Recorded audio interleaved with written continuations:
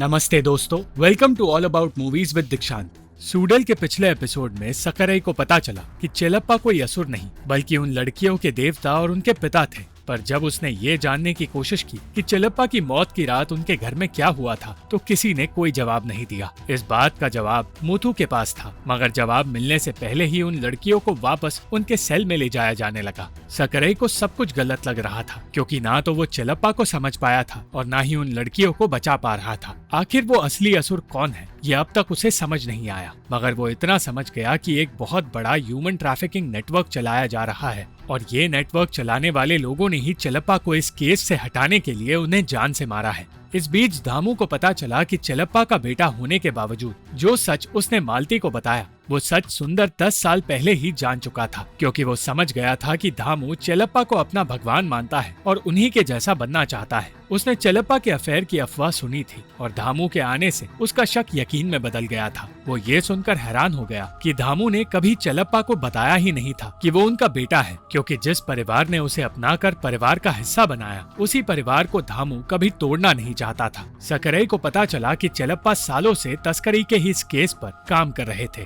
जबकि उन्हें कोई भी सबूत हासिल नहीं हुआ था। ये केस और ये नेटवर्क कई राज्यों में फैला हुआ है और गरीबों की मजबूरी का फायदा उठाकर बच्चों को ये कहकर खरीदा जाता है कि उन्हें अच्छे घर में परवरिश मिलेगी। अलग अलग राज्यों से लड़कियों को इकट्ठा करके उन्हें एक ठिकाने में रखा जाता है और एक आदमी ये फैसला लेता है कि कौन सी लड़की किस देश में जाएगी। इस तरह आज राजस्थान की 2 लड़कियों को एक ट्रक में डालकर अलग अलग राज्यों के रास्ते से दूसरे देश भेजने की तैयारी की जा रही है और उन्हें तमिलनाडु में छोड़कर एक आदमी पैसे लेकर अपने घर लौट रहा था। उन लड़कियों को शिप में डालकर भेजा जाने वाला था, जिसके बाद वो लड़कियां फिर कभी किसी को नजर नहीं आएगी। सकरई को पता चला कि एक बार तस्करी की इस टीम को पुलिस ने लगभग पकड़ ही लिया था, पर उन्हें पास आते देख एक लड़की के पैर में पत्थर बांधकर उसे समंदर में फेंक दिया गया। नॉर्थ में एक किंग पिन है जो वहाँ का काम संभालता है और उसी तरह साउथ में भी एक किंग पिन है जिसे चेलप्पा असुर कहा करते थे। सकरई को उसी किंग पिन को ढूंढना है, पर इसके लिए उसे किसी लोकल गुंडे से पूछताछ करनी पड़ेगी। जले हुए सबूतों में सकरई को चिट्टू नाम के एक आदमी की तस्वीर मिली,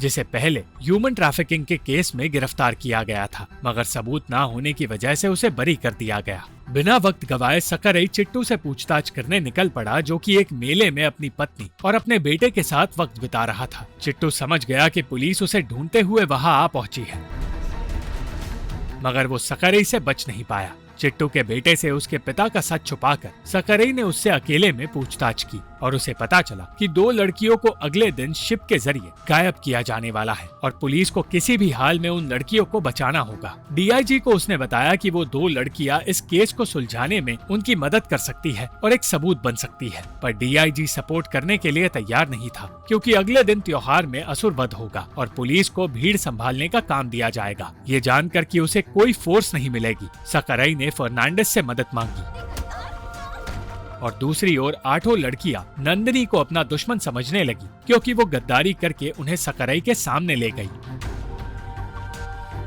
मुथु नंदिनी के केस के बारे में जानती थी, इसलिए उसने नंदिनी पर भरोसा करके उसे कॉटेज में हुई सारी बातें बता दी। उसने बताया कि चेलप्पा ने उन 8 लड़कियों को चिट्ठी भेजकर अपने पास बुलाया था और उन सबको उनके असुर के बारे में बताने वाले थे। वो सारी लड़कियां साथ मिलकर सुरंग के रास्ते चेलप्पा से मिलने उनके कॉटेज की ओर गई और सुरंग में जली हुई फाइल्स में उन लड़कियों को उनके असुर की तस्वीर मिल गई। कॉटेज में जाते ही उन लड़कियों को चेलप्पा की लाश मिली और उन्हें लगा कि चेलप्पा ने अपनी जान ली है। वो लड़कियां फिर एक बार सुरंग में गई, क्योंकि वो जानती थी कि अगर वो वहां रही तो उन पर इस कत्ल का इल्जाम लग जाएगा। और सुरंग में जाते ही उन्हें समझ आया कि चेलप्पा को असुर के लोगों ने उसी तरह मारा होगा जिस तरह नागम्मा को मारा था। वो लड़कियां समझ नहीं पाई कि उन्हें क्या करना चाहिए और वो डर कर वहाँ से भागने के बारे में सोचने लगी।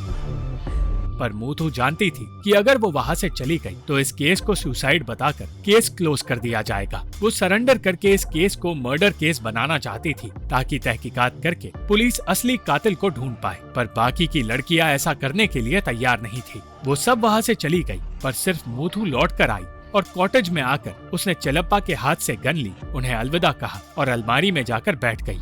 बाकी लड़कियों ने मुथु को न्यूज में देखकर फैसला किया कि वो सब भी सरेंडर करेंगी। नंदिनी समझ नहीं पाई कि आखिर ये सारी लड़कियां इसी जेल में क्यों आई, और तब उसे बताया गया कि उनकी असुर कोई और नहीं सरोजा है, जो उसी जेल में कैदी बनकर जी रही है।